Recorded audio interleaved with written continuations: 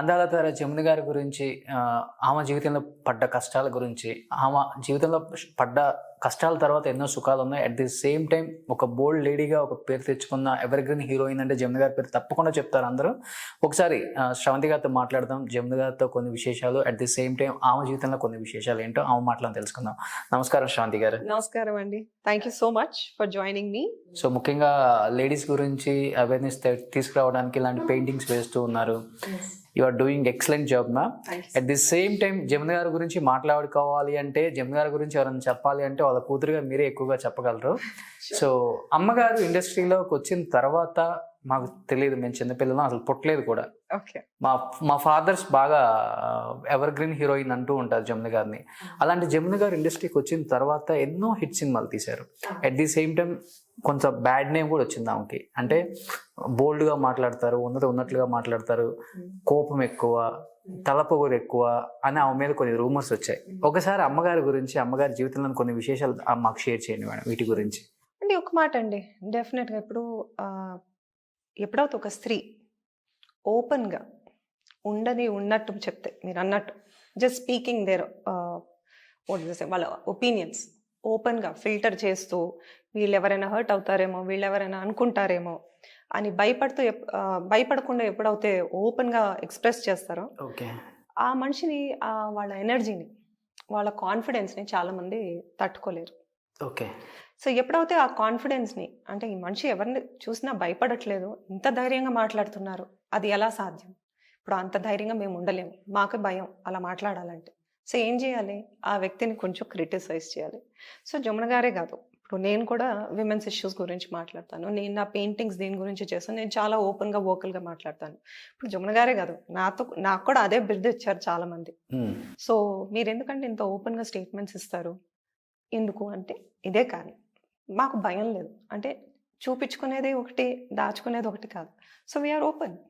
I think that's the reason people create those stories. So అమ్మకి అప్పుల్లో ఉన్న star హీరోలు కూడా కొంచెం భయపడతారండి, నిజమేనది? అమ్మగారంటే ఇప్పుడు కూడా చాలా మంది భయపడతారండి. ఎందుకంటే అమ్మ టంగే అనుకోవచ్చా? టంగ్ అంటూ కాదండి, ఏంటంటే అమ్మ డిసిప్లిన్కి, పద్ధతికి మారిపోయారు. ఈ టాక్ కూడా ఇండస్ట్రీ నుంచే వచ్చింది. అంటే డిసిప్లిన్ కానివ్వండి, అంటే ఒక క్రమశిక్షణ. So off screen and in front of screen, so she's the same personality. So తేడా లేదు. సో మొత్తం బైకాట్ కూడా చేశారు కదా, సినిమాల్లోకి తీసుకోవద్దు, మా సినిమాల్లోకి వద్దని. ఎవరా హీరోలు? సో డెఫినెట్గా this is a very open thing. నేను దాని గురించి వర్ణించడం కన్నా అమ్మగారే ఇంకా బాగా వర్ణిస్తారు. So I'm it's not like a controversy, but నాకు కూడా ఎగ్జాక్ట్ గా తెలీదు ఏం జరిగిందో. సో బాయ్కాట్ అయితే జరిగింది. సో డెఫినెట్ గా అమ్మగారితో పాటు ఏఎన్ఆర్ అంకుల్, ఎన్టీఆర్ అంకుల్ కాసిన సంవత్సరాల పాటు వర్క్ చేయలేదు. సో కానీ ఆ స్థాయిలో ఉన్నారు. All 4 of them were at number 1 top most spot. So despite the fact that I think ANR uncle, NTR uncle, అమ్మగారు కలిసి యాక్ట్ చేయకపోయినా దోస్ కపుల్ ఆఫ్ ఇయర్స్, నాకు ఎగ్జాక్ట్ గా టైం డ్యూరేషన్ తెలీదు, ఆ time gap suppose it's 2-3 years also, ఆమె సక్సెస్ఫుల్గా ఆమె పొజిషన్ ఆమె రీగెయిన్ చేసి ఆ పొజిషన్లోనే ఉన్నారు. ఎప్పుడు దిగలేదు, ర్యాంకింగ్ దిగలేదు అమ్మగారు. అంటే ఈ బాయ్కాట్ మూలంగా తన వర్క్ ఏం ఎఫెక్ట్ కాలేదు. ఇన్ఫాక్ట్ తను ప్రూవ్ చేసి చిన్న హీరోలతో కూడా హిట్ కొట్టి చూపించారు. చిన్న హీరోలతో కూడా చాలా సూపర్ హిట్ కొట్టి చూపించారు. ఆమె చాలా కొత్త హీరోస్ని లాంచ్ చేశారు. అంటే ఒక స్త్రీ తను డిటర్మినేషన్తో ఏదైనా చేయగలుగుతానని ఆమె ప్రూవ్ చేశారు. అది చూసి మనం చాలా నేర్చుకునేది ఉంది. ఎప్పుడన్నా అమ్మ పర్సనల్ లైఫ్ గురించి ఫీల్ అవుతా ఉంటారా? ఇంట్లో ఈ ప్రొఫెషనల్ లైఫ్, పర్సనల్ లైఫ్ ని యాడ్ చేసుకొని ఫీల్ అవుతా ఉంటారా ఎప్పుడన్నా? ఇలా జరిగింది, ఇలా చేశారు, ఒక ఆడదానిగా నేనేంటో ప్రూవ్ చేసుకున్నాను, ఇండస్ట్రీకి వస్తే నన్ను బైకాట్ చేశారు? లేదండి, అమ్మగారిలో ఏంటంటే షీ హ్యాస్ నో రిగ్రెట్స్. ఎందుకంటే she's a very strong determined woman. ఈ ఏజ్లో కూడా 86 yearsలో కూడా ఎవరి మీద డిపెండ్ అవుతుంది. కనీసం ఒక కప్పు కాఫీ కలుపుకోవాలన్నా ఎవరి మీద డిపెండ్ అవ్వరు. తను అంత ఇండిపెండెంట్ ఉమెన్. అంటే అంత సక్సెస్ఫుల్గా ఉన్న, అంటే ఒక 200+ మూవీస్ నటించిన హీరోయిన్, అంత సక్సెస్ఫుల్గా ఎంపీగా ఉన్న వ్యక్తి, అంత సోషల్ వర్కర్. అంటే ఆమె స్టేచర్కి ఇప్పుడు కూడా she's a very humble person at home. తన పనులు తనే చూసుకుంటారు. సో ఆమె నుంచి నేర్చుకున్న మనకి చాలా ఉన్నాయి. అంటే ఎంత ఎదిగినా కూడా మన రూట్స్ ఏంటో, మన ఫౌండేషన్ ఏంటో మనం మర్చిపోకూడదు. అమ్మ ఫస్ట్ రెమ్యునరేషన్ అంతా ఎప్పుడైనా చెప్తుంటారా ఇంట్లో? లేదండి, అస్సలకి అస్సలకి. మీరు కూడా అడగరా? నేను అడగలేదు యాక్చువల్లీ, అడుగుతాను. ఎందుకంటే ఆ రోజుల్లో పెద్ద ఆ రోజులకి ఈ రోజులకి చాలా డిఫరెన్స్ కదా. ఓకే, ఆ రోజు లక్ష ఇచ్చినా 10 కోట్లతో సమానం. ఉమ్. అంతే.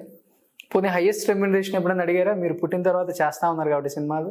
అంటే నాకు తెలియదండి యాక్చువల్లీ. నాకు ఒక 6-7 ఇయర్స్ వచ్చేసరికి అమ్మ యాక్టింగ్ మానేశారు. ఉమ్, సో అప్పుడు పొలిటికల్ కెరియర్ స్టార్ట్ అయింది. ఉమ్. సో నాకు అసలు ఐడియా లేదు. కానీ ఆ రోజుల్లో మీరు అన్నట్టు, ఆ రోజుల్లో 10 రూపాయలు అంటే అంటే ఇప్పుడు 10 లక్షలు అంటే ఆ రోజుల్లో I think it's like 100 rupees. అంతే. బట్ అమ్మ ఎప్పుడన్నా ఇన్ని సినిమాలు తీశారు కదా, ఆల్మోస్ట్ 200 పైన. ఒక హీరోయిన్ గా యాక్ట్ చేశారు, ఒక క్యారెక్టర్ ఆర్టిస్ట్ గా కొన్ని చేశారు, ఎన్నో రోల్స్ చేశారు. అంటే ఆమె స్క్రీన్ మీద కనపడితే ఆమె అందం తప్పితే ఏం చూడలేము అనమాట. ఆమె కట్టు బొట్టు, ఆమె వేసుకునే జ్యువెలరీ కానీ చాలా రిచ్గా ఉంటుంది. ఒక్కొక్క ఫేస్ చాలన్నమాట. సినిమా అనేది హిట్ అవడానికి మెయిన్ ఆమె ఫేస్ అనేది చాలా అసెట్ అప్పుల్లోనే. అమ్మ ఇప్పటికి కూడా అలానే రెడీ అవుతుంటారు కదా? అవును, ఆమె ఫస్ట్ నుంచి ఇష్టం అది? చాలా ఇష్టం అంట. చిన్నప్పటి నుంచి అంటే మన అమ్మమ్మ చెప్పేవారు. సో మా అమ్మగారికి రకరకాల ఫ్యాన్సీగా బట్టలు కుట్టడము, హెయిర్ స్టైల్స్, జ్యువెలరీ అంటే చాలా డిఫరెంట్గా డిజైన్ చేసేవాళ్ళు అమ్మమ్మ గారు. బాంబేకి వెళ్ళి, అంటే ఆ రోజుల్లో ఇక్కడ మన దగ్గర కానీ అంటే చెన్నైలో కానీ అంత ఫ్యాన్సీ ఉండేవి కాదు. సో బాంబేకి వెళ్ళి చాలా స్పెషల్గా ఎక్స్క్లూజివ్గా అమ్మమ్మ డిజైన్ చేసి అమ్మగారికి తెచ్చేవారు. ఓకే. సో అమ్మ మాక్సిమం ఈ షూటింగ్స్ కూడా ఏం చేస్తుంటారు? అన్ని వాడతారు కదా అసలుకి? అసలు చాలా వరకు ఇది చాలా ఇంట్రెస్టింగ్ క్వశ్చన్ అడిగారండి మీరు. ఐ థింక్ డిఎల్ నారాయణ గారు అనుకుంటా, ఎల్వి ప్రసాద్ గారు అనుకుంటా, ఐ డోంట్ రియలీ రిమెంబర్. ఏదో ప్రత్యేకంగా ఒక బ్యానర్ అని చెప్పారు అమ్మగారు. ఆ బ్యానర్ మూవీస్ వాళ్ళు ఎప్పుడు అమ్మగారిని తన నగలు తీసుకొచ్చేమని అనేవారు, ఓన్ నగలు. ఓకే. ఎందుకంటే ఆ డిజైన్స్ ఎంత యూనిక్ ఉండేవంటే చాలా డిఫరెంట్ ఆ రోజుల కంటే ఈ రోజులు కూడా. ఆ డిజైన్ అమ్మగారు ఎక్కడైనా వేసుకొని వెళ్తే ఓ 10 మంది ఫోటోలు తీసుకొని, మేడం మీరేం అనుకోకపోతే మేము చేయించుకుంటాము మా జ్యువెలర్ దగ్గర పోయి అని ఇప్పుడు కూడా ఫోటోలు తీసుకొని అందరు అది కాపీ చేసేవాళ్ళు ఉన్నారు. సో అంత యూనిక్ డిజైన్స్ ఉండేది. సో అమ్మగారి రిచ్ క్యారెక్టర్స్ ఎప్పుడైతే వేసుకునేవాళ్ళు, ఆ నగలంతా అమ్మగారివే వాడేవాళ్ళు. ఏం చేస్తుంటారు? కాస్ట్యూమ్స్ అన్ని ఏం చేస్తుంటారు? కాస్ట్యూమ్స్ తెలియదండి, నేను అయితే ఎప్పుడు చూడలేదు. So yeah, if you're trying to get to the point, కొంతమంది తీసుకొని పెట్టుకుంటారంట యాక్టర్స్ కాస్ట్యూమ్స్ వాళ్ళు వాడినవి. సో అమ్మ అయితే తను ప్రత్యేకంగా డిజైన్ చేసుకునేవారంట ఆ రోజుల్లో. సో నేను ఎస్పెషలీ సారీ బ్లౌజెస్, ఈ టైట్ చుడిదార్స్ అవన్నీ ఆ రోజుల్లో ట్రెండ్ సెట్ చేశారు అమ్మగారు. సో నాకు ఈ ట్రెండ్స్ అమ్మగారు ఆ రోజుల్లో ట్రెండ్ అని నాకు మొన్నటి వరకు తెలియదు. సో మధ్యన ఇప్పుడు ఆ రెట్రో ఫ్యాషన్ అంట మళ్ళీ ఇప్పుడు రివైవ్ అయి వచ్చింది కదండి రీసెంట్గా. సో అప్పుడు అమ్మ ఎక్కడైనా ఫంక్షన్కి వెళ్తే చెప్పేవారు, ఆ పలానా మూవీలో ఇలాంటి డ్రెస్ డిజైన్ చేయించుకొని వేసుకున్నా, ఇలాంటి బ్లౌజ్ వేసుకున్నాను అంటే మొత్తం ఆ రోజుల ఫ్యాషన్ మళ్ళీ ఇప్పుడు ఊపుతుంది. అమ్మకి జ్యువెలరీస్ అంటే బాగా ఇష్టం కదా? అమ్మగారికి జ్యువెలరీ అంటే ఇష్టం, కానీ వడ్డానం పెట్టుకుంటారు. అది మా అమ్మమ్మ వడ్డానం యాక్చువల్గా. ఇప్పుడు కూడా అది మా అమ్మమ్మ వడ్డానము.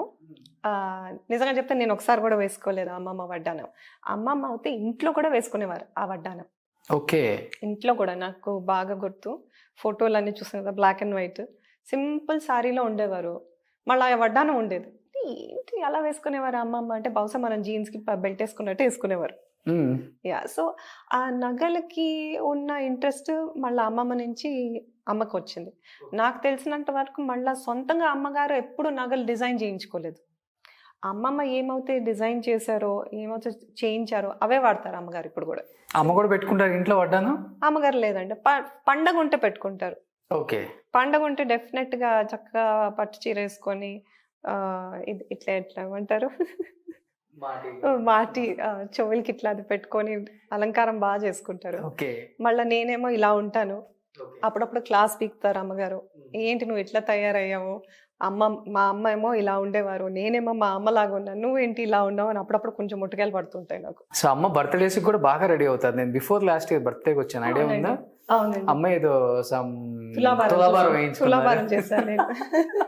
అది అమ్మగారికి చాలా పెద్ద సర్ప్రైజ్ అండి. సో చాలా ఇంట్రెస్టింగ్ ఏంటంటే, ఆ రోజు 1 day బిఫోర్ నేను బాబు ట్రావెల్ చేసి వచ్చాం. సో అమ్మగారికి తెలియని కూడా తెలియదు, తను అనుకుంటున్నారు వీళ్ళు నా బర్త్డే కూడా మర్చిపోయారు, ఏం పిల్లలు వీళ్ళు అని. సో నేను ట్రావెల్లో హాలిడేలో ఉన్నప్పుడు మొత్తం అక్కడి నుంచి ఫోన్లలో కోఆర్డినేట్ చేశాను అనమాట. సో అమ్మకి ఎలా తీసుకెళ్ళామంటే ఇంటి బయటకు కూడా కింద మా అపార్ట్మెంట్స్లో వేరే వాళ్ళ బర్త్డే కూడా సేమ్ డే. అమ్మ వాళ్ళు పార్టీ ఇస్తున్నారు, పిలిచారు, ఒక 2 మినిట్స్ అలా నువ్వు రా అంటే, నాకు ఓపిక లేదు అని. లేదమ్మా 2 మినిట్స్ పాపం ఫీల్ అవుతారు అంటే, ఏదో చీర కట్టుకున్నారు, వేరే వాళ్ళ ఫంక్షన్ కదా అని మామూలుగా అలంకారం చేసుకున్నారు. నా ఫ్రెండ్స్, నా బెస్ట్ ఫ్రెండ్స్ అనమాట, నా సిస్టర్స్తో సమానం. సో వాసవి, రుచి, మైరా వీళ్ళు ముగ్గురు వచ్చారు. ఇదేంటి అమ్మ ఇలా తయారయ్యారు, అక్కడ తులాభారము ఒక 200 మంది ఉన్నారు కింద, ఎలా ఇప్పుడు అమ్మగారిని వడ్డానం ఎలా వేయించాలి, ఎలా తయారు చేయాలంటే నేనన్నా నాకు తెలీదు, మీరేం చేస్తారో చేయండి. సో చక్కగా వాళ్ళు స్పెషల్గా అమ్మ కోసము ఒక సర్ప్రైజ్గా చక్కటి పట్టు చీర, అమ్మగారి నగలన్నీ తనకు తెలియకుండా తీసుకొచ్చి పెట్టి మొత్తం తననేది ఏంటి ఇలా అలంకారం చేస్తున్నారు, వేరే వాళ్ళ పుట్టినరోజు పార్టీ, అది నా పార్టీ కాదు అని. సో ఎలా ఒకలాగా అమ్మగారిని కిందకి తీసుకెళ్తే అది దాదాపు ఒక 5 మినిట్స్ వరకు అమ్మగారికి తెలియదు తన సర్ప్రైజ్ పార్టీ అని. సో తులాభారము చూసినప్పుడు చేసినప్పుడు అమ్మ ఎంత హ్యాపీ అయిపోయారంటే చాలా అసలు మొత్తం ఏడ్చేసారు. ఇమేజెస్ ఉన్నాయి నాకు ఇంకా నా మొబైల్. మీరు ఉన్నారు కదా ఆ రోజు, చాలా హ్యాపీ అయిపోయారు, ఏడ్చేసారు అనమాట. ఏడ్చేసి అసలు ప్రతి ఒక్కరి దగ్గరకు వచ్చి మాట్లాడి ఎలా ఉంది తులాభారం అనుకుంటా.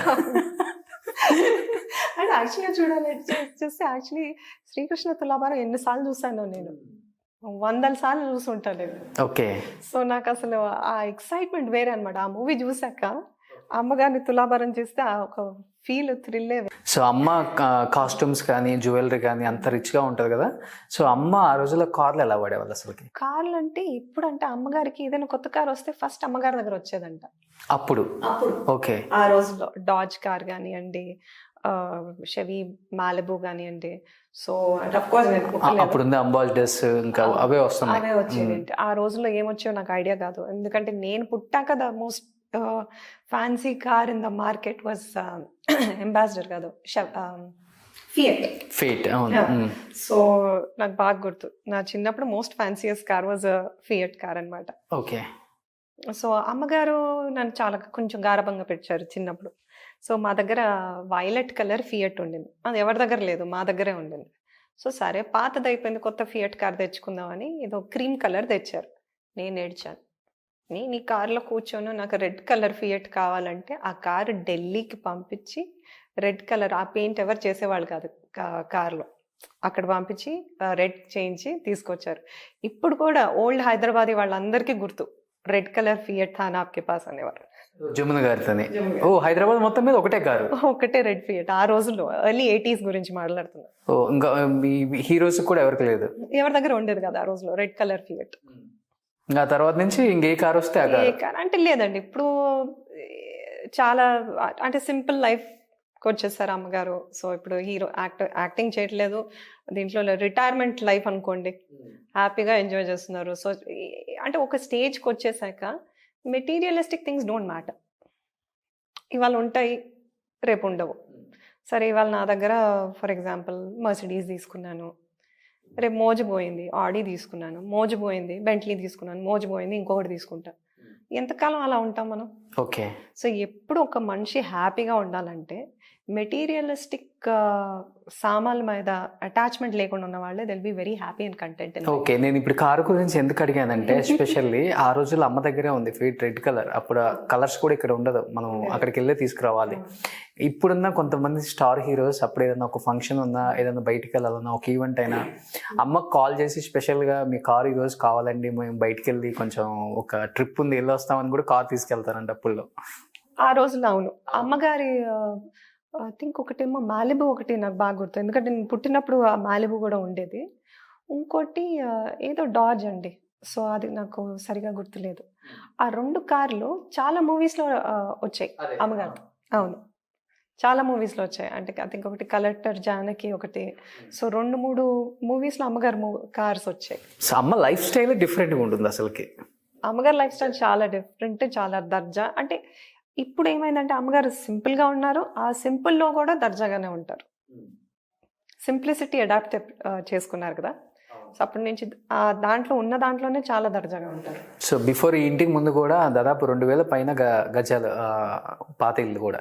అవును, అది దానికి చాలా ఇంట్రెస్టింగ్ స్టోరీ అండి. యాక్చువల్లీ ఆ రోజుల్లో ఇప్పుడు కొనుక్కున్నారు 1960s కొనుక్కున్నారనమాట. మా నాన్నగారు 1962 ఏదో లేకపోతే ఎండ్ ఆఫ్ ఓ 1950s. ఆయనకి కూడా ఒక పెద్ద స్టోరీ ఉంది. మా నాన్నగారే కజన్ బ్రదర్ అనమాట, బీపీఆర్ విఠల్ గారు నాన్నగారు కలిసి ఆ ఇల్లు తీసుకున్నారనమాట. సో ఆ రోజుల్లో బంజారా హిల్స్లో కేవలం 5 houses ఉండేవండి. 5 అంటే 5 houses అంట నాన్నగారు వాళ్ళు చెప్పేవాళ్ళు. సో ₹2 గజంకి కొన్నారు ఆ రోజుల్లో. ఒక నవాబ్ ₹2 గజం. ₹2 గజం. ఎందుకంటే నాన్నగారును మా దొడ్డప్ప గారు, విఠల్ దొడ్డప్ప గారు కలిసి పెరిగారు. పక్క పక్కనే ఉందాము అని ఆ ఇల్లు తీసుకున్నారు. సో అప్పుడు అమ్మ మ్యారేజ్ అయింది, చెన్నై నుంచి ఇక్కడ షిఫ్ట్ అయ్యారు. సో నేను 1980లో పుట్టాను. 80sలో కూడా ఆ రోడ్లో మహా అంటే ఒక 7-8 హౌసెసే ఉండేవి. సో ఆఫ్టర్ 5 o'clock గేట్ దాటి బయటికి వెళ్ళడానికి లేదు, భయపడేవాళ్ళు. అమ్మగారు నాన్నగారు అవుతే 5:30 అయిందంటే మ్యాక్సిమం ఇంట్లో వచ్చేసేయండి. కాంపౌండ్లో ఆడుకుంటాను, గార్డెన్లో ఆడుకుంటానన్నా భయపడేవాళ్ళు, ఎవరైనా తోడు ఉండాలి అని. అంటే ఆ రోజుల్లో అంత స్కేరీ కదండి, అంత పెద్ద రోడ్లు, గుట్టలు, చెట్లు, పాములు. ఇంకా నేను చాలా చిలిపిదాన్ని, పాములు వచ్చేవి, వాటి వెనకాల నేను పరిగెట్టేదాన్ని. అవి నా ఇంట పరిగెట్టడం కాదు, నేను వాటి వెనకాల పరిగెట్టేదాన్ని. సో రకరకాల జంతు జీవాలు కూడా వచ్చేసేవి ఇళ్లలో ఆ రోజులో. ఉంచారు ఆ హౌస్ ఇప్పుడు? లేదండి, వేరే ఇంటికి వచ్చేసాను. ఇప్పుడు వేరే ఇంటికి వచ్చేసారు. ఆ ఇల్లు అయితే అలానే ఉంది. లేదండి, అది అలా ఉందో నాకు తెలియదు ఇప్పుడు కానీ. సో ఐ థింక్ ఆ ఇల్లు అయితే ఇప్పుడు అది అక్కడ పెద్ద మాల్ అయిపోయి ఉంటుంది అయితే. అదే ఉంటుంది ఇప్పుడు. అంత కాంక్రీట్ లైఫ్ కదండి. అవును, అంత కాంక్రీట్ లైఫ్. కానీ అమ్మకి ఎప్పుడు నా చిన్నప్పటి నుంచి అమ్మకు ఒక విచిత్రమైన కోరిక ఉండేది. నేను రిటైర్ అయిపోయాక నాకు ఇంత పెద్ద ఇల్లు వద్దు, చిన్న ఫ్లాట్ కావాలి నాకు అనేవారు. నేను అనుకునేదాన్ని, ఇంత పెద్ద పెద్ద ఇల్లు, చెన్నైలో అమ్మగారి ఇల్లు చాలా పెద్దగా ఉండేవి. ఓకే. సో నేను ఎప్పుడు అక్కడ వెళ్ళలేదు కానీ ఫోటోలు అవి చూసేదాన్ని. ఇంత పెద్ద పెద్ద ఇల్లుల్లో ఉన్నాక ఇంత చిన్న ఫ్లాట్లో ఎలా ఉండాలనిపిస్తుంది. నాకేదో అనిపించింది, వద్దామా ఇక్కడే ఉందాం అంటే, లేదు శ్రాంతి, ప్రాక్టికల్గా ఆలోచించాలి. ఒక ఏజ్ వచ్చేసరికి ప్రాక్టికల్ లైఫ్కి వచ్చేయాలి. సో దీని ముందు ఎలా జాయింట్ ఫ్యామిలీ ఉండేది, గ్రాండ్ పేరెంట్స్, అత్తలు, మామలు, జాయింట్ ఫ్యామిలీస్ ఎక్కువ. ఒక పెద్ద ఇంట్లో ఒక 10 మంది ఉంటేనే దానికి ఒక కళ. ఇప్పుడంతా న్యూక్లియర్ ఫ్యామిలీస్, పెళ్ళైతే వేరే ఫ్యామిలీ. దాంట్లో అంత పెద్ద ఇంట్లో అస్సలు ఏమంటారు, ఆ వైబ్స్ రావు, ఓకే, హ్యాపీనెస్ కూడా రాదు అన్నారు. సో యాక్చువల్గా అమ్మ అన్నది ఈ పాయింట్ కరెక్ట్ అండి. ఎందుకంటే ఎప్పుడైతే మేము అపార్ట్మెంట్లో షిఫ్ట్ అయ్యాము ఒక 5 years బ్యాక్, అమ్మ చాలా పిచ్చి పడింది. అంతే అంటే సరే అన్న. నాకు అసలు టెన్షన్ లేదండి. దీని ముందర 11 doors ఉండేవి ఆ ఇంట్లో. అప్పుడప్పుడు అర్ధరాత్రి నిద్ర లేచి సౌండ్ వేసామా లేదా, ఆ తలుపేసానా లేదా, ఈ తలుపేసానా లేదా అని ఒక టెన్షన్ వచ్చేది. నాకు ఇప్పుడు ఎంత హ్యాపీ అంటే, ఒక తలుపు వేసేసాను తెలుసు, హ్యాపీగా పడుకోవచ్చు. సో 11 తలుపు నుంచి ఒక తలుపుకి వచ్చేసాము. సో ఎప్పుడైతే ఒక తలుపుకి వచ్చేసామో రిలాక్సేషన్ ఎక్కువ అయిపోయింది నాకు. సో టెన్షన్ లేదు, ఇదేసామా అదేసామా లేదండి. సూపర్ అనమాట మీరు. సింప్లిసిటీ ఇస్ ద కీ అండి టు హ్యాపీనెస్. ఇది నాన్నగారిదా ఈ స్టైల్ అంతా, లేకపోతే అమ్మదైతే ఈ స్టైల్ కాదు? నాన్నగారు డెఫినెట్ గా నాన్నగారు. లవ్ మ్యారేజ్ అమ్మదండి? లేదండి, అమ్మ నాన్న లవ్ అరేంజ్డ్ మ్యారేజ్. ఎలా అసలు వాళ్ళ పెళ్లి? సో యాక్చువల్గా అయితే ముందు స్టార్టింగ్ నుంచి యాక్చువల్లీ అమ్మమ్మ గారు, తాతగారు they were against love marriages.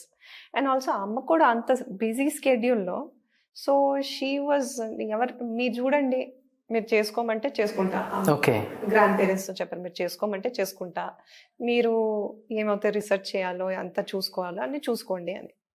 So first మా నాన్నగారు చెప్పేవారు, అమ్మగారు కూడా చెప్పేవారు. నాన్నగారు ప్రొఫెసర్ అనమాట, జువాలజీ. ఆ రోజుల్లో ఏమో నాన్నగారు తిరుపతిలో ప్రొఫెసర్గా చేసేవారు, పిహెచ్డి చేసేవారు. అమ్మగారికి పెద్ద ఫ్యాన్ అంట. ఓకే, సూపర్ ఫ్యాన్ అంట. నాన్నగారు అన్ని సినిమాలు చూసేవారట. సో మా ఫ్యామిలీ సర్కిల్లోనూ ఎవరో అరేంజ్ చేశారు పెళ్లి చూపులు. సో పెళ్లి చూపులప్పుడు అమ్మగారు వచ్చి కూర్చుంటే నాన్నగారికి భయం వేసేసిందంట. అంత పెద్ద హీరోయిన్ అని ఇలా భయపడిపోయారంట. మేడం, మీ సినిమాలన్నీ చూసాను మేడం, నిన్ననే నేను నా కజన్తో పాటు వెళ్ళి ఏదో ఏం సినిమా, నాగుల చవితి అనుకుంటా, ఏదో సినిమా రిలీజ్ అయిందంట, నిన్ననే ఆ సినిమా చూసి వచ్చాను, చాలా హ్యాపీగా ఉంది మేడం అంటే అమ్మగారు నవ్వేశారంట. నవ్వేసి ఆ తర్వాత వెళ్ళి మా అమ్మమ్మతో ఒక మాట అన్నారంట, లేదు అంత తెల్లగా లేరు, నేను చేసుకోను అని. అప్పుడు అమ్మమ్మ గారు కోపం చేసి, జమున, నీ కోపంకి నీ లైఫ్ స్టైల్కి తట్టుకోగలిగే మనిషి అంటే రంగానే, నువ్వు పెళ్లి చేసుకో అంటే వెంటనే ఓకే అని. ఓకే, సూపర్ ఇది. So it was very very typically arranged marriage. Okay, అది కాదు కానీ అమ్మ నవ్వారు కదా మీ సినిమా నిన్నే చూసి అదే వచ్చాను, కదా. అదే హైలైట్. హైలైట్ అది కాదండి. సో ఫస్ట్ టైం పెళ్లి చూపులకి వెళ్ళినప్పుడు మేడం గారు అని పిలిచారు. పెళ్లి తర్వాత కూడా అప్పుడప్పుడు మేడం అనే పిలిచేవారు. ఓకే, సో అది అలవాటు అయిపోయి ఇప్పుడు నేను కూడా అమ్మగారిని ఏదైనా పని చేయమని అన్నారు అనుకోండి, శ్రవంతి తీసి అక్కడ పెట్టి ఓకే మేడం అంటాను నేను కూడా. ఇప్పుడు మా బాబు కూడా ఓకే మేడం అంటాడు. అమ్మగారికి ముద్దు పేరు ఇప్పుడు మేడం అన్నమాట. సో అమ్మకి పెట్స్ అంటే కూడా బాగా ఇష్టం. చాలా ఇష్టం. ఆల్మోస్ట్ ఇండస్ట్రీలో అప్పుడు అందరి ఇంట్లో ఉన్న డాగ్స్ అన్ని అమ్మ డెలివరీ చేసి పంపించినాయి. అవును. ఫోన్ చేసేస్తారు, మీ డాగ్ డెలివరీ అయిపోయిందా, ఎన్ని జర్మన్ షిఫర్డ్స్, ఎన్ని. ఇది ఎక్కడి నుంచి వచ్చింది అమ్మకి అసలుకి? అవును, అమ్మగారికి చాలా ఇష్టం అండి, చిన్నప్పటి నుంచి చాలా ఇష్టం అంట యానిమల్స్. మూవీస్ లో ఉన్నప్పుడు అయితే 32 కుక్క పిల్లలు ఉండేవి అమ్మగారికి ఇంట్లో. బా, ఆ 32 కుక్క పిల్లల్ని చూసుకోవడానికి వేరేగా ఒక 3-4 మనుషులు ఉండేవారు. కుక్క పిల్లలతో సహా పిల్లులు కూడా ఉండేవి. అవి ఎలా కలిసిమెలిసి ఉండేవి నాకు తెలీదు. అది కాకుండా ఒక గుర్రం కూడా ఉండేది అమ్మగారికి. అప్పుడులోనే ఒక గుర్రం ఉండేది. ఆ గుర్రం కూడా ఏదో సినిమాలో కూడా యాక్ట్ చేసింది. ఓకే, అమ్మే హార్స్ రైడింగ్ చేస్తారా? ఆమె చాలా బాగా హార్స్ రైడింగ్ చేసేవారు. యాక్చువల్గా ఒక మూవీ కోసం స్టార్ట్ చేశారు హార్స్ రైడింగ్. ఆ తర్వాత పెట్ లాగా కూడా కళ్యాణి, ఆ గుర్రం పేరు కళ్యాణి అని గుర్రం పెట్టుకున్నారు. సో చాలా సంవత్సరాలు పెంచుకున్నారు ఆ గుర్రాన్ని. సో అలాగే ఒక ఇంట్రెస్టింగ్ స్టోరీ చెప్పారు. అమ్మ దగ్గర ఒక ఉడత ఉండేది. అంటే రెగ్యులర్ ఉడత కాదు, ఇంత పెద్ద ఉడత అండి, చాలా తమాషా ఉంది. దాని తోక ఎంత పెద్దగా ఉండేది, నల్లగా ఉండేది. అది కూడా కొన్ని సినిమాల్లో యాక్ట్ చేసింది అమ్మగారితో పాటు. సో ఏదో అడవిలో వెళ్ళారంట షూటింగ్కి. సో ఈ ఉడత మదర్ని చంపేసి ఈ ఉడతని కేజీలో తీసుకొని ఎవరో వెళ్తున్నారు. వాళ్ళని పట్టుకున్నారు అమ్మగారు. ఏంటది కేజీలో చూపి అని. ఇంత బుజ్జి ఉడత అనమాట. దాన్ని వండుకొని తింటారంట వాళ్ళు. అవును, ఉడతలు తింటారు, నాకు తెలీదు. సో దాన్ని అమ్మగారు రెస్క్యూ చేశారు. ఇంకేం చేయాలి, చిన్న ఉడత, దాన్ని వదలడానికి లేదు. ఫారెస్ట్లో వదిలేస్తే ఇంకేదో గద్దనో ఏదో ఒకటి తినేస్తుంది దాన్ని. ఇంటికి తీసుకొచ్చి పెంచారనమాట ఆ ఉడతని. సో ఆ ఉడత కూడా ఎంత వెల్ ట్రైన్డ్ అంటే చాలా మూవీస్ లో కూడా యాక్ట్ చేసింది. ఓకే, సో కళ్యాణి కూడా చాలా మూవీస్ లో యాక్ట్ చేసింది. డాగ్స్ ఒక మిక్కీ అని, ఒక రాజా అని 2 కుక్క పిల్లలు ఉండేవి. ఒకటి వైట్, ఒకటి బ్లాక్ పామరేనియన్ అనుకుంటా. అవి 2 కూడా మూవీస్ లో యాక్ట్ చేసాయి. సూపర్. ఇప్పుడు ఉన్నాయా ఇంకా డాగ్స్? ఇప్పుడు 2 ఉన్నాయండి. నా చిన్నప్పుడు 14 డాగ్స్ ఉండేవి. మీ చిన్నప్పుడు? నా చిన్నప్పుడు నాకు కూడా అమ్మ నుంచి, మా నాన్నగారి నుంచి వైల్డ్ లైఫ్ అంటే పిచ్చి వచ్చేసింది. నేను రోడ్డు మీద డాగ్స్ ఉంటే రెస్క్యూ చేసేదాన్ని. ఏ యానిమల్ అయినా, ఇంజర్డ్ యానిమల్ ఉంటే రెస్క్యూ చేసి బ్లూ క్రాస్ లో వదలడమో లేకపోతే అడాప్షన్కి ఇవ్వడమో చేసేదాన్ని. ఎన్టీఆర్ గారు కానీ ఏఎన్ఆర్ గారు కానీ ఎప్పుడన్నా ఇంటికి వచ్చినప్పుడు అంటారంట కదా, ఏంటి జమున గారు మీకు కుక్కలు పిచ్చి అని? అది తెలీదండి, నేనైతే ఎప్పుడు వినలేదు. కానీ మోస్ట్ ఇంట్రెస్టింగ్ థింగ్ ఏంటంటే, ఒక మీడియా జర్నలిస్ట్ వచ్చారనమాట కొన్ని సంవత్సరాల ముందు. అమ్మగారు వచ్చే ముందర ఒక అని ఒక 5-6 కుక్కలు వస్తాయి. అవి వచ్చేసి వాటి పొజిషన్స్ లో అవి కూర్చుంటాయి అనమాట సోఫా. అమ్మకి సెక్యూరిటీ లాగా కూర్చుంటాయి అనమాట. అవి వచ్చి కూర్చున్నాక ఆ తర్వాత అమ్మగారు వచ్చి కూర్చుంటారు. సో ఆ రోజు ఏం జరిగిందో నాకు తెలియదు, నేను స్కూల్లో ఉన్నాను. ఆయన ఏం చూసాడో నాకు తెలియదు. కానీ ఆ ఇంటర్వ్యూ హెడ్లైన్, ఒక కుక్క అయి జమున గారి ఇంట్లో జన్మించడం అంటే మహాభాగ్యం. ఒక కుక్కగా జన్మించటం జమున గారి ఇంట్లో అంటే మహాభాగ్యం అని టైటిల్ పెట్టారు. ఎందుకంటే అంత బాగా చూసుకుంటారు. ఇప్పుడు మావి ఉన్నాయి కదండి, ఇప్పుడు ఎప్పుడైనా అల్లరి చేశారనుకోండి, నేను కోపం చేస్తే ఊరుకోరు. ఎందుకు కోపం చేస్తున్నావు, కోపం చేయొద్దు అంతే. కోపం కూడా చేయనివ్వు, అంత గారాబం కూర్చుని. సో నాకు తెలిసి మీరు చెప్పిన లెక్క అమ్మగారు అప్పుడులోనే 32 డాగ్స్, ఒక గుర్రం, ఇవన్నీ పెట్టుకున్నారంటే వీటికే 4 మళ్ళీ పని వాళ్ళు.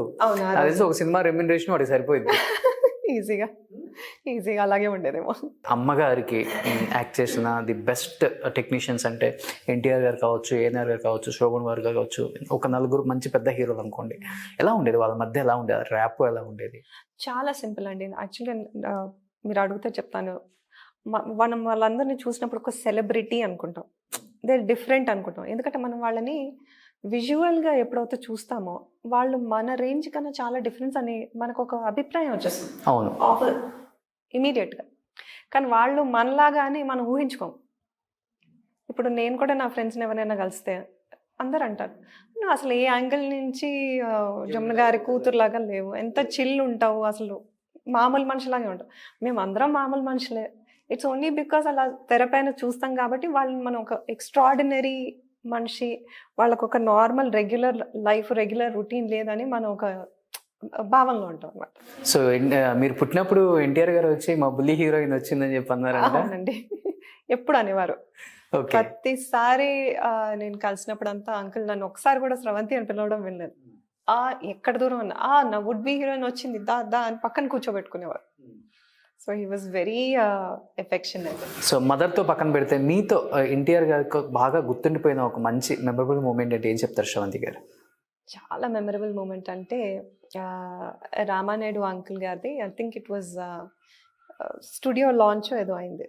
సో నాకు I think I was 13-14 years old. అప్పుడు వెళ్ళాను అనమాట. సో అక్కడ రామానాయుడు అంకుల్ ఏదో మూవీ అనౌన్స్మెంట్ చేస్తున్నారు. నేను దూరంగా కూర్చున్నాను అనమాట. ఆ అంకుల్ ఏమో రామారావు అంకుల్ ఏమో స్టేజ్ మీద కూర్చున్నారు. అంత దూరంగా కూర్చుని నేను కొంచెం షై అనమాట. చిన్నప్పుడు చాలా కొంచెం రిజర్వ్డ్గా ఉండేదాన్ని. ఇలా కొంచెం దూరంగా కూర్చొని అంత దూరం నుంచి చూసి స్టేజ్ మీద నుంచి మైక్ తీసుకొని అనౌన్స్ చేసుకొని నా వుడ్ బి హీరోయిన్ వచ్చింది, అంత దూరం ఎందుకు కూర్చున్నావు, ముందుకు రండి అని ముందు కూర్చోబెట్టారు. ఓకే. ఇంకొకటి అంకుల్ ఎప్పుడు కానివ్వండి ఎంత చిన్న వయసైనా మీరు అని విపరీతమైన రెస్పెక్ట్తో చాలా రెస్పెక్ట్తో మాట్లాడేవారు. సో చాలా whenever I see him I feel so humbled and blessed that అంత అదృష్టం ఉంది నాకు అంత క్లోజ్గా ఇంటరాక్ట్ అవ్వడానికి. తర్వాత వెంటనే మీడియా వాళ్ళందరిని చూసి నా వుడ్ బి హీరోయిన్ అందరు ఫస్ట్ ఫోటో తీయండి తనకి అని. సో వెంటనే అందరు నా ఫోటోలు తీసారా. So that was such a thrilling feeling అనమాట. అంటే అంత పెద్దవారు ప్రత్యేకంగా చెప్పి ఫోటోలు తీయండి అని చెప్పడం it's definitely very humbling experience. Super. ఇంకొక చిన్న సంఘటన చెప్తాను ఏఎన్ఆర్ అంకుల్ గురించి. సో నేను ఎక్కువ ఈ మూవీ ఫంక్షన్స్ అంతా వెళ్ళేదాన్ని కాదు చిన్నప్పటి నుంచి. So I never was fascinated అనమాట. సో ఒకసారి ఏదో మ్యారేజ్కో దేనికో వెళ్ళామన్నమాట హోటల్కి. సో లిఫ్ట్లో కిందకు వస్తున్నాం. ఇట్ వాజ్ midnight 12 o'clock అనమాట. నేనేమో సగం నిద్రమత్తులో ఉన్నాను. సో ఏఎన్ఆర్ అంకుల్ ఇట్లా షాల్వ కప్పుకున్నారు, ఇలా మొత్తం షాల్వ కప్పుకున్నారు, పక్కనే నించున్నారు. గుర్తుపట్టలేదు నేను. అప్పటికి నేను అంకుల్ని చూసి ఒక 3-4 years ఏదో గ్యాప్ వచ్చింది. అంకుల్ కూడా కలవలేదు నేను చాలా రోజులు. సడన్గా చూసి ఏమమ్మాయి నన్ను గుర్తుపట్టలేదా అన్నారు. ఇట్లా ముసుగు తీసి సారీ గుర్తుపట్టలేదండి అన్న. ఇట్లా తీశారు. అప్పుడు నాకు అనిపించింది, అంటే షాక్ అయిపోయాను. నేను అంకుల్ని గుర్తుపట్టలేకపోయినా కూడా వారు నన్ను ఇన్ని సంవత్సరాలు చూడకపోయినా నన్ను గుర్తుపట్టి ఎలా ఉన్నావు అని పలకరించారు. సో అంటే వీళ్ళు ఎంత మనం నేర్చుకునేది ఏంటంటే వీరందరూ ఎంత ఎదిగినా కూడా they are so humble human beings. So we have to learn so much. Even though అమ్మగారికి చిరంజీవి గారికి కూడా మంచి రిలేషన్, వెరీ నైస్ ర్యాప్ అండి. నాన్నగారు చనిపోయినప్పుడు రావటం కానీ. సో ఆ తర్వాత జనరేషన్ మీ ఏజ్ గ్రూప్లో మీకు బాగా క్లోజ్గా ఉండే సర్కిల్ ఇప్పుడున్న హీరోస్ అంటే ఎవరు మేడం? అంటే నేనంటే స్టార్టింగ్ నుంచి I never grew up in the film industry. Okay. In that circle మీరు కంప్లీట్గా వేరు. నేను కంప్లీట్గా వేరు. My usually just my school friends and my college friends. Even now I'm the same thing. Even from my art industry నేను అంటే ఎవరితో క్లోజ్గా ఉండను. అంటే జస్ట్ వర్క్ అంతా వర్క్ దాకే. సో మా ఫాదర్ మదర్ ఎప్పుడు ఒకటి అనేవారు. సో వర్క్ రిలేషన్షిప్ పర్ఫెక్ట్గా ఉండాలంటే వర్క్ రిలేషన్షిప్గానే మెయింటైన్ చేయాలి. ఫ్రెండ్స్ లాగా మారితే ఏదో ఒక మిస్అండర్స్టాండింగ్స్ వస్తాయి. సో నేను ఎప్పుడు నా ఇంట్రాక్షన్ ఫిల్మ్ ఇండస్ట్రీలో లేదు. ఇప్పుడు ఆర్ట్ ఇండస్ట్రీలో ఉన్నా కూడా I just maintain it very professionally. So ఇప్పుడు కూడా నా ఫ్రెండ్స్ ఎవరంటే నా స్కూల్ నుంచి ఎల్కేజీ నుంచి 1st, 2nd grade నుంచి ఎవరైతే ఉన్నారో వాళ్ళే. So they are my closest friends. So ఇప్పుడు కూడా my friends are from very different industries. So కొంతమంది మ్యూజిషియన్స్ ఉన్నారు, కొంతమంది మోడల్స్ ఉన్నారు. సో కొంతమంది దే జస్ట్ కాలేజ్ తర్వాత they just home makers. There are some people who are doctors. I have friends on different walks of life. But if there is one person that I really love and admire a lot right now, and she's a nice friend, is Lakshmi Manchu garu. Okay. I am always so inspired by the way she carries herself, the way she talks. She's very, very inspiring. So ఇండస్ట్రీకి వచ్చిన తర్వాత అప్పుడున్న తరంలో maximum చెప్పాలంటే మనకి ఎన్టీఆర్, ఏఎన్ఆర్ గారు family నుంచి తప్ప మిగతా ఏ ఆర్టిస్ట్, ఏ హీరోయిన్ కానీ ఏ హీరో కానీ వాళ్ళ ఫ్యామిలీ నుంచి ఎవరు కూడా హీరో కానీ హీరోయిన్గా కానీ ఎంట్రీ అవ్వలేదు. ఎందుకంటే రీజన్ ఏం చెప్పగలరు? అమ్మ చెప్తుంటారు కదా ఇప్పుడు మీకు, శోభన్ గారు కావచ్చు, మీ అమ్మగారు కావచ్చు, సావిత్రి గారు కావచ్చు, ఎవరు ఫ్యామిలీ నుంచి ఎవరు రాలేదు. ఎందుకని? ఇది యాక్చువల్గా పర్సనల్ ఎక్స్పీరియన్స్గా చెప్తానండి. ఎప్పుడైతే నాకు మూవీ ఆఫర్స్ వచ్చాయో అమ్మగారు ఒకటే మాట చెప్పారు, ఇండస్ట్రీలో కంపారిజన్ చాలా ఉంది. ఇప్పుడు మీరు నా ఇంట్రడక్షన్ ఇచ్చిన వెంటనే ఫస్ట్ మీరేమన్నారు, జమున గారి అందం మీకు రాలేదు, ఒకటే మాట అన్నారు. That's was your introduction towards me. So ఎవరైతే మనుషులు నన్ను అలా అడుగుతారో నేను నా మైండ్లో అనుకుంటాను వాళ్ళ perception of beauty is so shallow. So ఇక్కడ ఏంటంటే మనం ఒక్క సూపర్ఫిషియల్ లెవెల్ ఆఫ్ బ్యూటీయే చూస్తాం. కళ్ళు ఇలా ఉండాలి, ముక్కు ఇలా ఉండాలి, చెవులు ఇలా ఉండాలి, అది. But nobody wants to see a person's personality, what they have to offer, what is their inner beauty, what is their soul, how bold and dynamic they are. అదంతా చూడం. మనం ఫస్ట్ ఇమీడియట్గా మనిషిని ఎలా జడ్జ్ చేయాలంటే ఓ వాళ్ళ అమ్మ అందం రాలేదు, వాళ్ళ డాడీ హ్యాండ్సమ్ అంతలా హ్యాండ్సమ్ లేరు, ఇమీడియట్గా అదే జడ్జ్ చేస్తాం. సో అమ్మగారు కూడా ఒకటే మాట అన్నారు. ఇమీడియట్గా ఏమవుతుంది, this the first question you going to ask. ఎవరైనా జమున గారు అందం రాలేదు, రెండోది ఏమంటారు, ఆ నటన రాలేదు. ఆ నటన రావడానికి ఈ కాలంలో అలాంటి మూవీస్ తీస్తున్నారండి? తీయట్లేదు. సో ఒక యాక్టర్కి ఆ స్కోప్ కూడా లేదు చూపించడానికి, ఒక ప్రూవ్ చేయడానికి, అవును నాలో ఆ టాలెంట్ ఉంది, అవును నేను కూడా మా అమ్మగారు లాగా మేబీ 100% కాకపోతే ఒక 80% అయినా 90% అయినా నేను అలా యాక్ట్ చేయగలుగుతాను. కానీ ప్రూవ్ చేసుకోవడానికి మూవీస్ అలా రావట్లేదు. So that is one more reason why lot of people in the next generation are not coming in to the movies. అమ్మ ఒకటే మాట అన్నారు, నేను నా టైంలో 200-300 సినిమాలు చేసేవాళ్ళము. సో ఇప్పుడు ఒక 10 సినిమాలు 20 సినిమాలు అయిపోయింది, కనిపించట్లేదు. సో ఆ రిస్క్ తీసుకొని do you want to step in to it? I said no, I don't want to. So I think that is the reason చాలా మంది నెక్స్ట్ జనరేషన్ రావట్లేదు. బట్ కూతురుగా కొడుకుగా మీరు ఆ లెగసీని కంటిన్యూ చేయలేకపోయినా మనవుడు ఆ లెగసీని కంటిన్యూ చేసే అవకాశం ఉంది అంటున్నారు. ఆయనకి బాబుకి అయితే ఇంట్రెస్ట్ ఉంది డెఫినెట్ గా. బాబు అంటూ ఉంటాడు కూడా, ఎందుకంటే లేదు అమ్మమ్మ పేరు నిలబెట్టాలి, ఎందుకంటే నా ఐడెంటిటీ వేరు, మళ్ళీ మా ఫ్యామిలీలో ఎవరిలో ఆ యూనిక్నెస్ రాలేదు, ఈ ఆర్ట్ యూనిక్నెస్ రాలేదు. అన్నయ్య ఒక ఆథర్, సో ఆ విధంగా he's from a very diverse field, we both are from very diverse fields. So ఇద్దరు ఒక ఐడెంటిటీ క్రియేట్ చేసేసుకున్నాము. సో బాబు మాత్రం అంటూ ఉంటాడు, నేను డెఫినెట్గా అమ్మమ్మ పేరు నిలబెట్టాలి అంటే రేపు అమ్మమ్మను మర్చిపోకూడదు ఎవరు. సో మర్చిపోకూడదు ఉండాలంటే ఇంకొక తరం రావాలి. సో బాబు డెఫినెట్గా డిటర్మిన్. అమ్మకు కూడా ఇంట్రెస్ట్ ఉందా వాడిని తీసుకురావాలని? బాబు ఎంకరేజ్ చేస్తారండి. అమ్మ ఎప్పుడు కానివ్వండి, ఎవరు ఏ ఫీల్డ్ అయినా ఎందుకోవాలంటే డిసెంకరేజ్ ఎప్పుడు చేయలేదు, ఓకే డెఫినెట్గా చేయాలి. బట్ అమ్మ is very particular, education is first most priority. Education అయ్యాక you can do whatever, చేతిలో ఒక డిగ్రీ ఉండాలి. సూపర్. సో ఇప్పుడున్న కాలం బట్టి ప్రొడ్యూస్ చేసుకొని మనమే ఇంట్రొడ్యూస్ చేయాలి మన హీరోస్ ని, అట్లా అయిపోయింది అనమాట. మీకు తెలిసి industry is working right now. So అప్పుడున్న ఆర్టిస్టులు ఆల్మోస్ట్ హీరోయిన్స్ ఆర్టిస్టులు చాలా మంది అప్పులు పాలయ్యి చివరాకన్నా ఏం లేక చనిపోయిన వాళ్ళని కూడా చూసాం మనం. మహానటి సావిత్రమ్మనే చూసాం. అలాంటిది అప్పుల్లో బాగా జాగ్రత్త తీసుకొని రూపాయిని 10 రూపాయలు చేసుకొని బాగా సంపాదించిన వ్యక్తి అంటే జమున గారు అంటారు. అమ్మ ఎంత సంపాదించారు? ఐడియా లేదండి. అనమాట. అంటే అమ్మగారు ఏంటంటే చెన్నైలో ఉన్నప్పుడు, అంటే తన పీక్ కెరియర్ స్టేజ్ చెన్నైలోనే ఉన్నారు. సో చెన్నైలో బాగా మంచి పెద్ద పెద్ద ఇల్లుల్లో ఉండడము, ఎందుకంటే పెద్ద ఫ్యామిలీస్ ఉండేది. అమ్మమ్మ ఉండేవారు, తాతగారు ఉండేవారు, మదర్ వాళ్ళ బ్రదర్ మామగారు ఉండేవారు, వాళ్ళ ఫ్యామిలీ ఉండేవారు. అంటే ఒక ఇంట్లో ఒక 20 మంది 30 మంది ఎప్పుడు ఉండేవారు అనమాట. అలాగే వాళ్ళ కొంతమంది యూనిట్ మెంబర్స్, అమ్మ మేకప్ మ్యాన్, డ్రెస్, అలా వాళ్ళందరూ అమ్మగారితో పాటు ఇళ్ళలో తన ఇంట్లోనే ఉండేవారు. ఎన్ని బెడ్రూమ్లు ఇల్లు కట్టారమ్మా? ఆ ఇళ్ళన్నీ నేను చూడలేదండి. నేను ఐ ఫీల్ రియలీ టెరబుల్ కి నేను అవన్నీ చూడలేదు. ఎందుకంటే కొంతమంది అంటే మా ఆంటీలు అంకుల్స్ కొంత పెద్ద పెద్ద మెంబర్స్ ఉంటారు కదా ఫ్యామిలీలో, ఏజ్డ్ మెంబర్స్, వాళ్ళు వర్ణించేవాళ్ళు చాలా అందంగా ఉండేది, ఇలా ఉండేది, అలా ఉండేది అని. సావిత్రి గారు అప్పుడు వెండితో స్విమ్మింగ్ పూల్ కట్టారని అమ్మ కూడా ప్లాన్ చేశారంట కట్టడానికి. లేదండి లేదండి, నాకు అప్పుడప్పుడు చాలా అమ్యూజింగ్ అనిపిస్తుంది. ఎందుకంటే ఇలాంటి స్టోరీస్ ఎప్పుడైతే వస్తుందో, అవునా అలా కూడా ఆలోచనలు వస్తాయా, అలా కూడా రూమర్స్ వస్తాయా అని నాకు చాలా ఎంటర్టైనింగ్ అనిపిస్తుంది.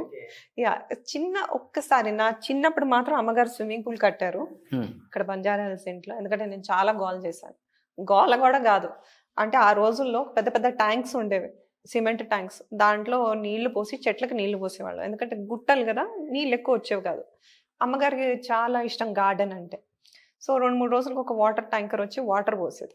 ఆ వాటర్ పోసిన వెంటనే నేను పోయి దాంట్లో దుంకే, దాంట్లో కప్పలు ఉండేవి, టాట్ పోల్స్ ఉండేవి, పాచి కూడా ఉండేది, దాంట్లో దుంకి నేను ఈత కొట్టేదాన్ని. సో అది చూడలేక భరించలేక ఒక చిన్న స్విమ్మింగ్ పూల్ కట్టారు నా కోసం. ఓకే. అయినా దాంట్లో నేను ఈత కొట్టేదాన్ని కాదు. ఆపర్చునిటీస్. సో ఈ ఒక్కటి ఫర్ ఎగ్జాంపుల్ ఒక కెరియర్లో ఉన్నారనుకోండి, సడన్గా మధ్యన బోర్ అయిపోతారు, లేకపోతే they see an opportunity which is better, so దాంట్లో జంప్ అయిపోతారు. సో ప్రోగ్రెస్ అనేది ఇట్స్ నాట్ స్టడీ. సో ఇటు అటు దుంకుతున్నాం కాబట్టి we're not able to become a legend in one place. So last and ఫైనల్గా శ్రవంతి గారు, సో ఇంకేంటి మీ కార్యాచరణ ఏంటి? ఇలా పెయింటింగ్స్ వేసుకుంటూ ఇలానే ఉంటారా, లేకపోతే ఏదైనా ప్రొడ్యూసర్గా ప్లాన్స్ ఉన్నాయా? Definitely not as a producer అండి. ఎందుకంటే అమ్మగారు ఎప్పుడు చెప్పేవారు, the reason she was successful and she could retain what ever she earn is only because తన ప్రొడక్షన్ వైపు వెళ్ళలేదు. ఓకే. ఎందుకంటే మీకు తెలిసిన విషయం అదే, చాలా మంది ఇండస్ట్రీలో ప్రొడక్షన్లో వచ్చేసి అన్నీ కోల్పోయారు. అవును. సో అమ్మగారు మాత్రం ఆ పొరపాటు చేయలేదు కాబట్టి she in a very happy space. Production is not my thing. Yes, production అనేసరికి I did produce couple of performances, movies కాదు. త్వమేవాహం అని ఒక పర్ఫార్మెన్స్ చేశాను, performance art. So it's like a theatre play అనమాట. సో పర్ఫార్మెన్స్ ఆర్ట్ అంటే నాకు చాలా ఇష్టం. సో అది చేశాను. అవే ప్రొడక్షన్ కేవలం అదే చేశాను అనమాట. థ్యాంక్ యూ సో మచ్ అండి, చాలా ఎంజాయ్ చేశాను. నమస్కారం. Thank you madam. Thank you.